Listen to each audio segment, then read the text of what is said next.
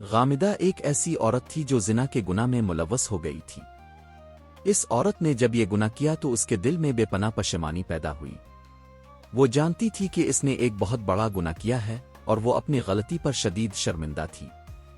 اس کا ضمیر اسے بار بار ملامت کر رہا تھا اور وہ اللہ کی بارگاہ میں توبہ کے لیے بے چین ہو گئی۔ اس عورت نے خود کو اپنے گناہ سے پاک کرنے کا ارادہ کیا اور نبی کریم کے پاس گئی۔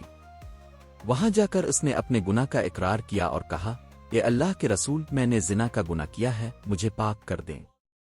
نبی کریم نے اسے واپس بھیج دیا اور کہا، جاؤ اللہ سے معافی مانگو اور توبہ کرو، اللہ معاف کرنے والا ہے۔ یہ اس بات کی نشاندہی تھی کہ شاید اللہ تعالیٰ اس کی توبہ قبول فرما لے اور اسے حد کی سزا سے بچا لے۔ لیکن غامدہ نے ایک بار پھر نبی کریم کے پاس آ کر اپنے گناہ کا اقرار کیا اور کہا، میں اپنے گناہ سے پاک ہونا چاہتی ہوں، مجھے حد کی سزا دیجیے تاکہ اللہ مجھے معاف کر دے۔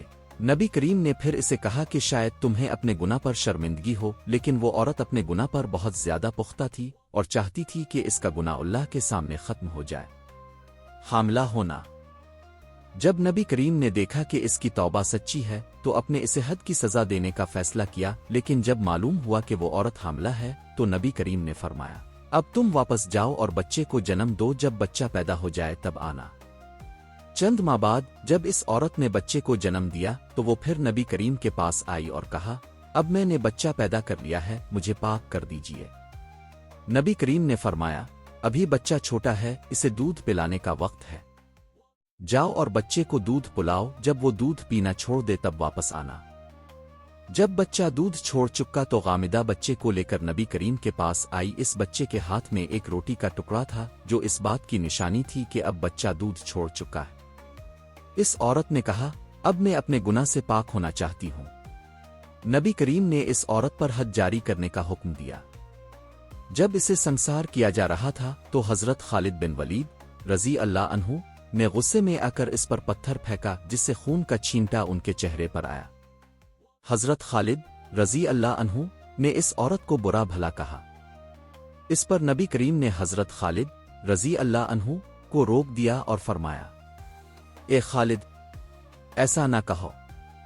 اس عورت نے ایسی سچی توبہ کی ہے کہ اگر یہ توبہ مدینہ کے 70 افراد پر تقسیم کر دی جائے تو ان سب کو معاف کر دیا جائے۔ صحیح مسلم۔ اللہ کی رحمت۔ نبی کریم نے اس عورت کی سچی توبہ کی تعریف کی اور کہا کہ اس کی توبہ اتنی عظیم ہے کہ اگر ایسی توبہ کوئی دوسرا کرتا تو وہ بھی اللہ کی رحمت سے بخشا جاتا۔ سبق۔ یہ واقعہ ہمیں یہ سکھاتا ہے کہ سچی توبہ کی عظمت۔